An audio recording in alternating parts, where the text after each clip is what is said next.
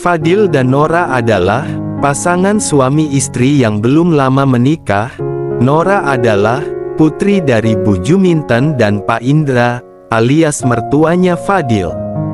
Kisah kali ini adalah kisah yang terjadi antara Fadil dengan ibu mertuanya. Fadil tinggal serumah dengan mertuanya itu, karena memang Nora, istri Fadil, adalah putri semata wayang mereka. Lagi pula, Nora tidak ingin jauh dari kedua orang tuanya. Bu Juminten menganggap Fadil seperti anaknya sendiri.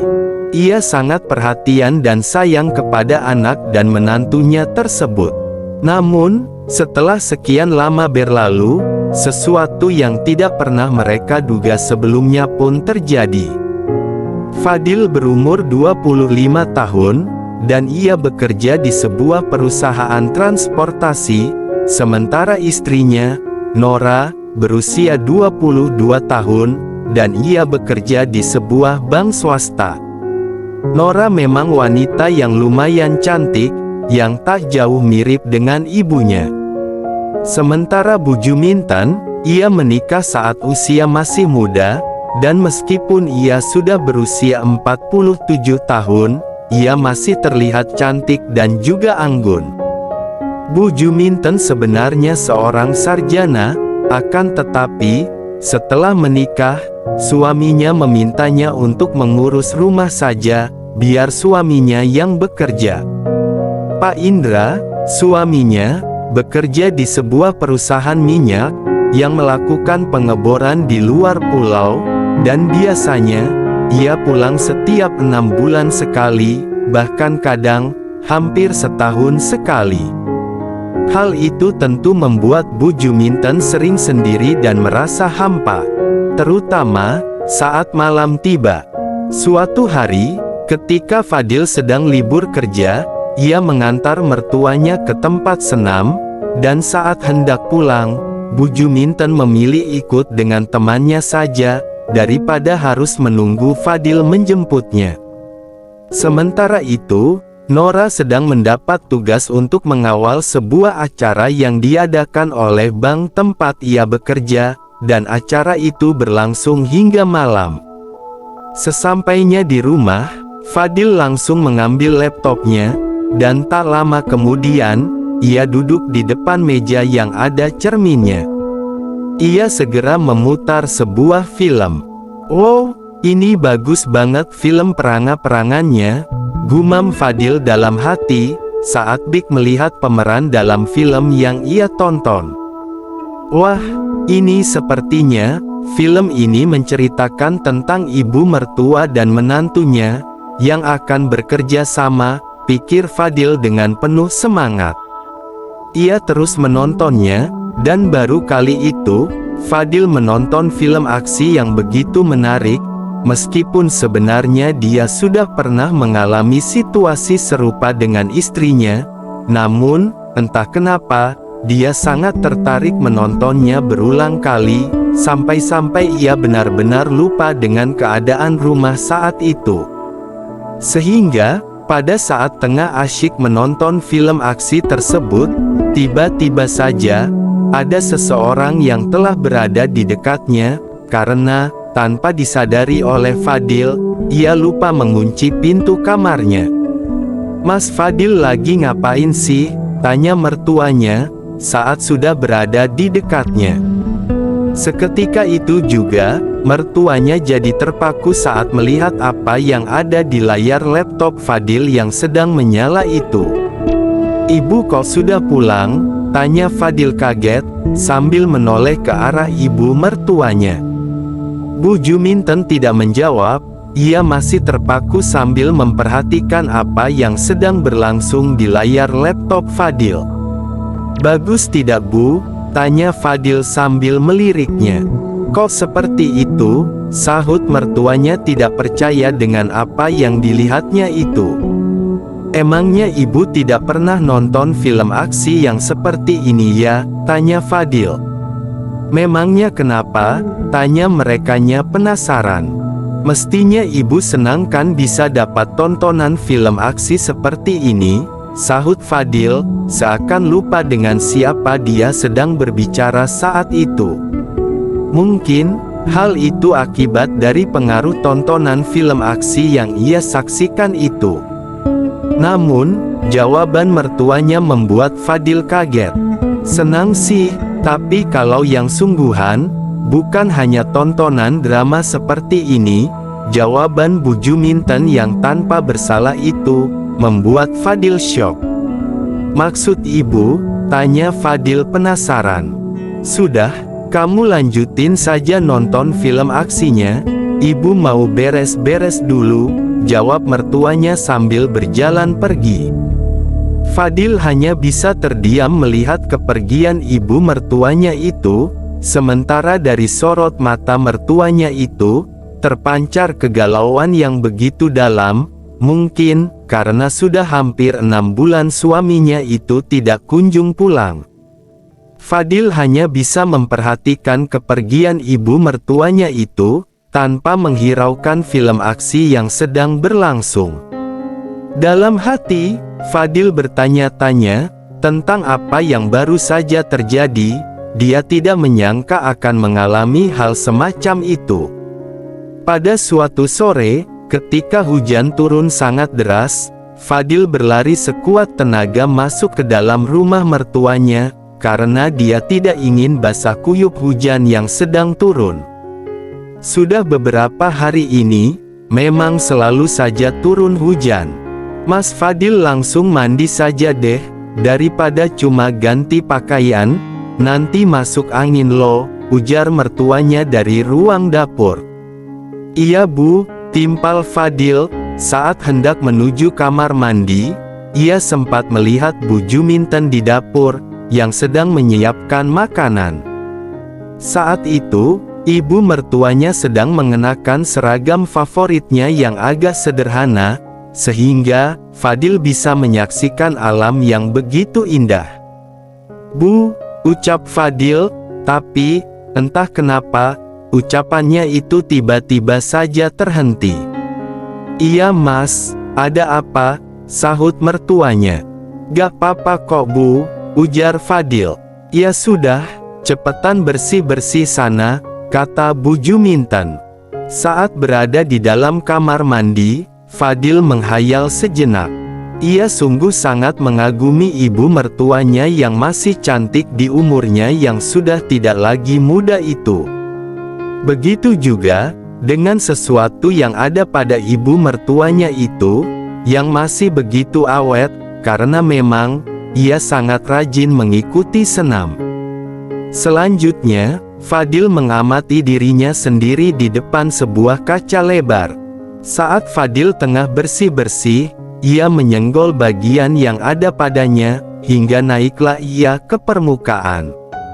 Tidak munafik, Fadil memang sering membayangkan, bagaimana jika ia mendapatkan kesempatan untuk membantu ibu mertuanya yang selalu jauh dari suaminya itu. Tapi, ketika tersadar dari lamunannya, Fadil segera melanjutkan bersih-bersihnya. Fadil bisa mendengar, kalau ibu mertuanya itu masih berada di dapur yang letaknya tepat di depan pintu kamar mandi. Setelah selesai, Fadil melihat kalau mertuanya masih berdiri di depan kompor, sambil mengaduk masakan yang dibuatnya. Di suatu malam, saat Nora, istri Fadil, mendapatkan tugas keluar kota selama beberapa hari, malam itu, sebelum tidur, Fadil berbaring sambil serius mengamati layar ponselnya.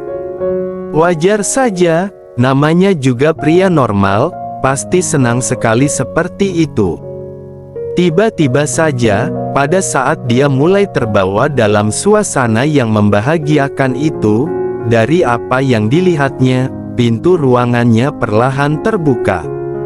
Saat baru saja Fadil sedang bekerja dengan tangannya sendiri, tiba-tiba, Bu Juminten, dengan tanpa permisi menemui Fadil. Ibu ada apa? Gangguin orang lagi senang saja, protes Fadil tanpa berusaha menutupi pekerjaannya yang sudah ketahuan oleh ibu mertuanya. Ibu tidak sengaja lewat tadi, jawab Bu Juminten dengan tenangnya. "Terus, ibu maunya apa datang kemari?" tanya Fadli. Bu Juminten beberapa kali melirik ke arah bagian tertentu, yang terlihat begitu indah. "Kenapa Bu? Ibu terkesan?" "Ya," canda Fadil. "Kayaknya, lebih baik dari bapak kamu sih," ucap mertuanya sambil senyum-senyum. Kemudian, mertuanya itu hendak beranjak meninggalkannya. Namun, saat itulah tiba-tiba Fadil menahannya agar jangan beranjak darinya. Tentu saja tindakan Fadli itu pun membuat Bu Juminten kaget. Dalam keadaan canggung, mereka saling berpandangan. "Aku mau bantu ibu malam ini," ucap Fadli sambil menatap ibu mertuanya dengan penuh harap. "Mau bantu apa Mas?" tanya Bu Juminten, yang hanya sebagai formalitas saja. Entah kenapa, Bu Juminten tidak menjawab tidak. Karena memang, sudah lama ia mengharapkan bantuan dari menantunya itu, karena selalu berjauhan dengan suaminya. Akhirnya, pada saat itu juga, Fadil berhasil mendapatkan apa yang selama ini sangat diidamkan, dan juga Bu Juminten sungguh merasa bahagia, karena Fadil mau membantunya. Mereka pun saling bahu-membahu sampai berkali-kali sepanjang malam itu. Fadil memberikan pengalaman baru, atas bantuan yang ikhlas dari menantunya, yang belum pernah dirasakan oleh Bu Juminten selama ini bersama suaminya, atas pekerjaannya. Malam itu, Fadli tidak menyangka, bahwa apa yang selama ini hanya dia bayangkan, bisa menjadi kenyataan. Bu Juminten juga heran dengan kemampuan dan skill yang dimiliki oleh Fadli, yang mampu membuatnya merasa bahagia berkali-kali, atas pekerjaan mereka, pekerjaan yang jarang ia alami bersama suaminya. Sejak malam itu, bantuan serupa terus saja terjadi setiap ada kesempatan. Apalagi, kesempatan untuk bekerja bagi mereka, cukuplah banyak. Hari demi hari berlalu, keakraban yang tidak seharusnya kini terus berlanjut. Dan Fadli semakin berani dalam melakukan bantuannya, begitu pula dengan Bu Juminten, mereka mulai sering mengambil kesempatan untuk bisa bersama, tanpa ada yang curiga. Keakraban mereka semakin dalam, hingga akhirnya, keduanya tidak bisa lagi mengendalikan diri. Namun, satu sisi, mereka mulai dihantui oleh rasa bersalah. Terutama, ketika berada di dekat Nora, istri Fadli, yang juga anaknya Bu Juminten. Bu Juminten pun mulai merasa cemas, ia takut, jika suatu hari nanti, semuanya ini terbongkar, dan akan menghancurkan keluarganya. Namun, di sisi lain, ia juga tidak ingin melepaskan Fadli, yang sudah memberikannya kebahagiaan, atas bantuannya selama ini. Fadli pun merasakan hal yang sama, ia mulai merasa tidak tenang, dan selalu dihantui oleh perasaan bersalah setiap kali bersama Nora istrinya. Meski begitu, keduanya tidak bisa berhenti untuk terus bersama, dan saling bahagia dengan pekerjaan mereka yang saling bahu-membahu. Keinginan selalu lebih kuat daripada rasa bersalah yang mereka rasakan. Mereka terus terperangkap dalam keakraban yang tak wajar ini, hingga akhirnya, sesuatu yang tidak diinginkan pun terjadi. Suatu hari, saat Nora pulang lebih awal dari tugasnya di luar kota, ia mendapati sesuatu yang tidak pernah ia bayangkan selama hidupnya. Nora memergoki Fadli dan ibunya sedang saling bahu-membahu dengan keadaan yang tidak seharusnya. Ia tidak bisa percaya dengan apa yang dilihatnya, dunia seakan runtuh seketika itu. Ia juga tidak pernah menyangka, bahwa suaminya yang sangat ia cintai, dan ibunya yang sangat ia hormati, bisa seperti itu. Dengan air mata yang seakan membanjiri pipinya, Nora keluar dari rumah tanpa mengatakan sepatah kata pun. Fadli dan Bu Juminten yang panik, segera mengejarnya, tapi Nora tidak ingin mendengar penjelasan apapun. Hati Nora hancur berkeping-keping, dan ia merasa dikhianati oleh dua orang yang paling ia cintai dalam hidupnya. Kejadian itu membawa dampak besar bagi keluarga mereka.